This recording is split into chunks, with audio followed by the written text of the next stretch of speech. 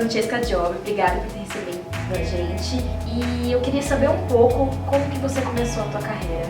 Bom, primeiro eu queria agradecer vocês, queridos, de me receberem no programa de vocês.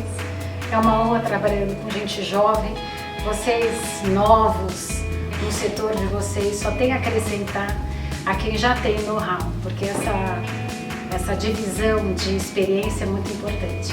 Bom, como eu comecei minha carreira? Eu comecei minha carreira no Gianni Versace em Milão, quando eu tinha 18 anos. Eu fui convidada para trabalhar na área comercial, distribuição para o mundo inteiro. E ali eu me apaixonei pelo mundo de alto luxo. E depois que você começou a trabalhar com moda e com sapato, teve alguém que te inspirou dentro dessa área? Não, alguém que me inspirou, na verdade, eu tive um grande mentor, que é o Sergio Rossi, que para mim é um dos melhores sapateiros que tem no mundo. E a história do Sergio Rossi é muito bacana, porque ele vem de uma região que é de São Mauro Pascoli, que é do Adriático, do Mar Adriático italiano.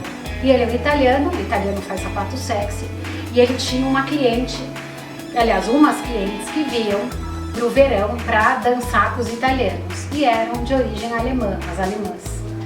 E elas têm um pé largo, então eles tinham que fazer um sapato confortável, mais sexy. Aí eu aprendi com ele como fazer forma e construção, então ter uma forma confortável e ter um sapato sexy. Ele foi um grande mentor, tive essa oportunidade de trabalhar com ele. E o que você acha que não pode faltar na sua criação?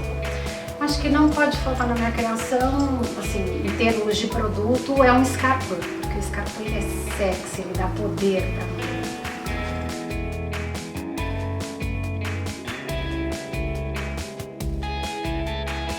E depois de tanto tempo de carreira, agora você voltou com o projeto do Fashion for Better. Então explica um pouquinho para quem ainda não conhece, que eu amei esse projeto, tô aqui simplesmente porque apoio e é sensacional, mas eu quero que vocês falem. Bom, primeiro obrigada pelo carinho de apoiar o projeto Fashion for Better. Fashion for Better é onde há a união do artesanato com a indústria. O luxo internacional está sem fornecedores, porque desde a década dos anos 90, a indústria, o comércio vem investindo em marca e não vem investindo no artesão. Então o luxo ele é feito com a ideia, pague-se pouco e vende-se muito. Isso está errado, isso quebra toda a cadeia de desenvolvimento e de criação e de investimento do artesão. É o artesão que faz o luxo, são as bordadeiras, as crocheteiras, os sapateiros, o trabalho manual que faz o luxo. E a gente precisa, dentro do Fashion for Better, reativar esses artesãos no mundo inteiro, né? Eu tive a oportunidade de trabalhar e seguir produção de calçados na Índia, na China, no Brasil, na Itália, e conheci artesãos maravilhosos, mas artesãos também que estão cansados de serem usados pelo mundo da moda, por essas grifes internacionais que investem só no marketing e pouco fundação de produto. Isso é péssimo para a cadeia. Então eu abracei o projeto Fashion for Better justamente para valorizar o artesão, investir no trabalho manual, incluindo esse trabalho manual dentro da indústria.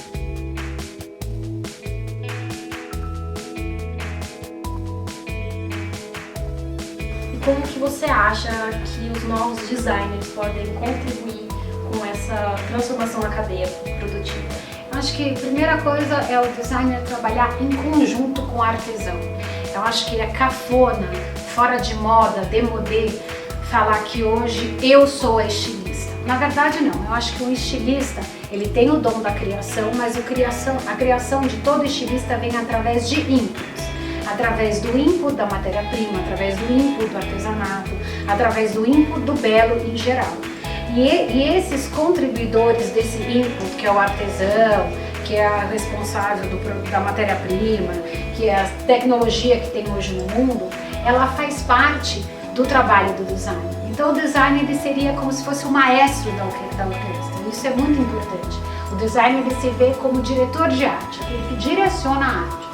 E ele dá crédito para todos, ele levanta a autoestima de quem trabalha com ele. E isso é o projeto do Fashion for Better. E é assim que eu gostaria que os estilistas tivessem menos egocentrismo e trabalhassem num conjunto. Claro, cada um ganhando da forma certa, né? Sempre aquele que dirige é aquele que mais é cobrado, faz parte do processo.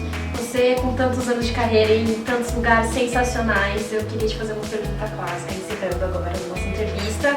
Se você pudesse voltar no tempo e se dar um conselho profissional, Se eu que pudesse- conselho seria? Que conselho que eu daria é ser mais humilde e ser mais serviço.